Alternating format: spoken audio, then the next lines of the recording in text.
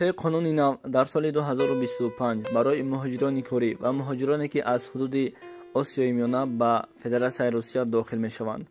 این قانون برای مهاجران چیها را پیشنهاد میکند و مهاجران برای چنین قانون باید چیکار کنند؟ دوستان عزیز، نو را تا آخر با دقت تماشا میکنیم.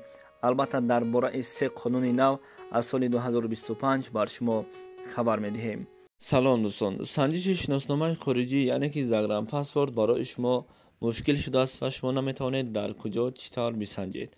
و ما پیش راه این مشکل شما را گرفتیم. شما اکنون میتوانید در خانه نشسته پاسپورت های خود را بسنجید و جواب درست را بگیرید. تنها با طریق واتساپ با این برادر صحبت کنید. این برادر بر شما چیزی گفت همان کار را بکنید. البته جواب پوره و عمیق به شما روان میکنند. و امروزها هم ای کار را رایگان نمی شود کرد، یعنی که اینها حق کاریشان را نیز میگیرند. به شما برای کار. السلام علیکم دوستان عزیز، برادران و خواهران و کسانی که همین نو را تماشا کرده ایستادید. اول در زیر ویدیو لایک مونید تا که نوار ما با دیگر مهاجران رسد و تا حد امکان در گروه های خود پهن کنید، یعنی که پدلیستیا. رحمت برای دستگیریتون. از آغاز سال 2025 سه قانون نو در مسئله مهاجران کاری در فدراسیون روسیه و این قانون مهم در روسیه به پاتنت گشتن و اینچنین وکالت‌های نوی خادمان MVD ویدوارنیا و دپورتاسیا تعلق دارد.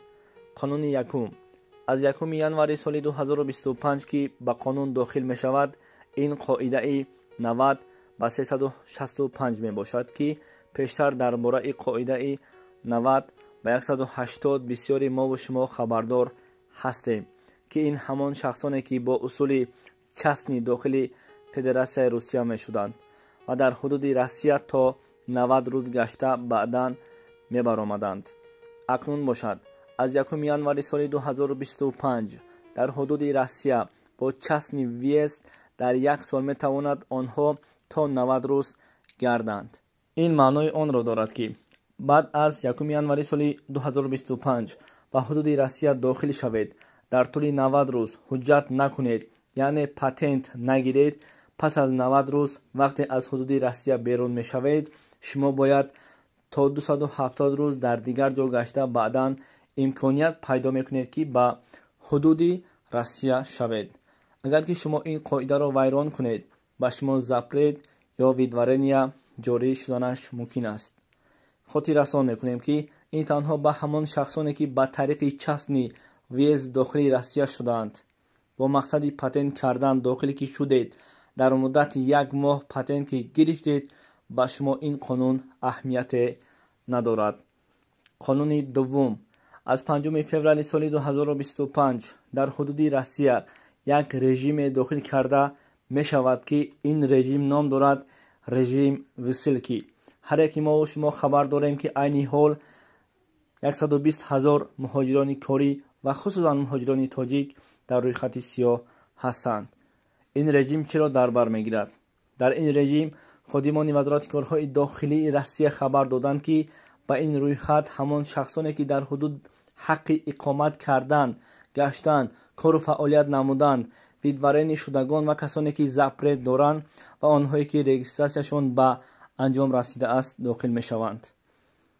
و کسانی که به این روی خط داخل شده اند نسبت آنها ترتیب های نو داخل کرده می شود. مثلا این رژیم وسیلکی اینها را در بر می گیرد: حساب و رقم باز کردن در بانک ها، از زکس گذاشتن، خرید کردن اتومبیل، به نام شخصی خود بعضی چیزها را خرید کردن و غیره ها. غیر از این شخصانی که دیگر دولت ها هستند، یعنی که از آسیای میانه با این رژیم تظاهرات دارند، کارمندان داخلی به نظارت میگیرند. آنهایی که در داخل این رژیم هستند، کارمندان میلیسا، پلیس نیز حق نظارت و تفتیش کردن خانه های استقامتی آنها. قانون سوم این است که بعد از 5 فوریه سال 2025 نسبت شما، یعنی که مهاجران کاری، کارمندان پلیس DPS نیز میتواند حجت ها را تفتیش کند و اگر شما یگان کاری دغالانه هم نسبت آنها کردید و با واسطه این شما را آنها میتواند ویدوارنیا دپورت یا زپرت کنید. تا حد امکان با آنها معامله خوب داشته باشید تا که آنها شما را ягон кори бад накунанд.